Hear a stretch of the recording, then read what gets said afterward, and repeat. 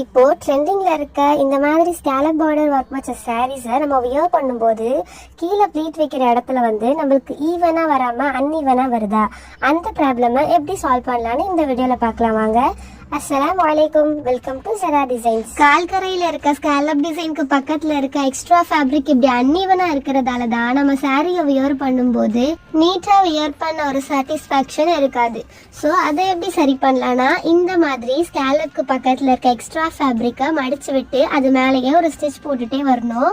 இப்போ நான் ஆல்ரெடி ஒரு சாரியை தச்சு முடிச்சு வச்சிருக்கேன், அதை காட்டுறேன், இன்னும் தெளிவா புரியும். இது இந்த சாரியோடைய முந்தி பார்த்து இதுக்கு கீழே இருக்கக்கூடிய இந்த ஸ்கேலப் பார்டர் தான் நாம சென்டர் ப்ளீட்ஸ் வைக்கிற இடம்.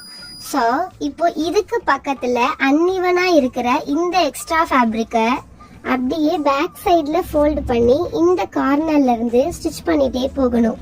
அப்படியே போக போக ஃபேப்ரிக் கம்மியாகி நாம டாட் பிடிக்கிற மாதிரி ஸ்டிச் பண்ணி முடிக்கணும். அவ்வளோதான். இந்த மாதிரி தச்சு முடிச்சிட்ட பிறகு எக்ஸ்ட்ரா ஃபேப்ரிக் அன்இவனா இருக்காது. அதனால இந்த சாரியை நாம வியர் பண்ணும்போது நீட்டா ஃபினிஷிங்கான லுக் நம்மளுக்கு கிடைக்கும். ஸோ இந்த மாதிரி யூஸ்ஃபுல்லான டிப்ஸ் அண்ட் டைலரிங் வீடியோஸ்க்கு சரா டிசைன்ஸை யூடியூப்ல பார்த்து சப்ஸ்கிரைப் பண்ணுங்க, இன்ஸ்டால பார்த்து ஃபாலோ பண்ணிக்கோங்க. இதோட பிளவுஸ் எப்படி ஸ்டிச் பண்ணிருக்கோம் நெக்ஸ்ட் வீடியோல பார்க்கலாம். பாய்.